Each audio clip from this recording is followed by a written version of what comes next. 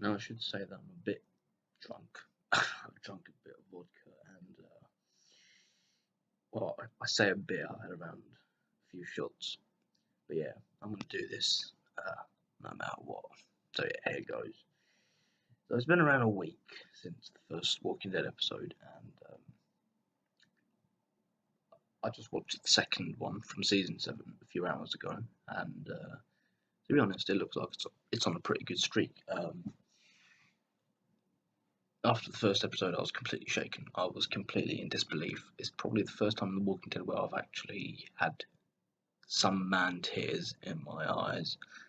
Um, the most pivotal moment for me in that episode, it wasn't even the deaths. The deaths were kind of, I was numb over the deaths because it was just too much to take in, that my brain just sort of flew over it even happening.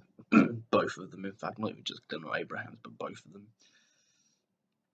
Um, the one pivotal moment for me was when Rick was broken by Negan when he asked him to cut Cole's arm off. That part really, really did me over. It really got me. It really, wow, just seeing a father being asked to cut his son off, his son's arm off, or harm his son, and then his absolute breaking point. When you look in Rick's eyes and the way Andrew Lincoln portrayed it was absolutely beautiful and horrific at the same time. And horrific, I don't mean bad, I mean he showed Rick, the character, to be broken as fuck, and that part was horrific. That part made me, it still makes me tense even when I'm watching. I've watched it around 5 times now. It still gets me, that part. That one scene just absolutely kills me. Um, you know, this all throughout the episode, it's about Rick. It's about Rick's breakdown. It's about Negan getting Rick under his wing, getting Rick to be his little bitch, basically, but rule at the same time, the same way we saw this week with Ezekiel, with King Ezekiel and the Kingdom, the same way Negan's done it with that. Get a strong leader to rule an area under your command. And if you lot do history, then you would know that that's pretty similar to the way vassalships worked in the past.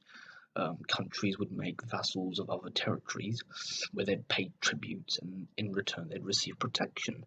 Um, that's basically what Negan's trying to do on a smaller scale here, but nevertheless he's doing it, and he's done it with the kingdom, and he wants to do it with Rick's group, the Saviors, or the Alexandrians.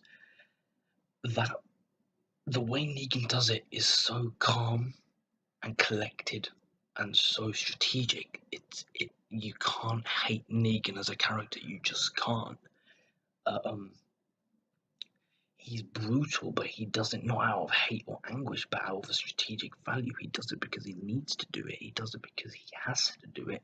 And he does it because he knows that it's going to give him results. He doesn't do it because he hates it. He's not a psychopath. The governor, as much as I love the governor as a character, the governor did it out of necessity, but he also did it out because he was kind of psychopathic. Negan doesn't do it for that reason. He does it purely for strategic value. And that is what you can't really ignore in Negan, and that's what kind of makes him what's the word really? You can't really not like him. You know what I mean? It's weird. That's why Negan is probably one of the greatest villains that we've seen on The Walking Dead so far. We've seen, we've seen the Terminus Gang. We've seen I think they're called the Wolves. We've seen the Governor's Group, and we've seen plenty of other people who've, pose a threat to Rick's gang. But this one, yeah, they're not getting easy out of this one. I don't even need to go into that. You can just watch the episode for yourself and just tell Michonne and someone who hated the governor, who had a personal anguish against the governor. You could see the hate in her eye, and one day, you knew she was going to kill him. But you saw her in this episode when she was trying to appeal to Negan. When she said, we understand, and he looked at her, he smiled, and he said, you do, but I don't think Rick does, or something along those lines. And you can just tell that this man is clever. He's not just psychopathic like the governor. He is clever. He is collected and calm, and he knows exactly what he's doing.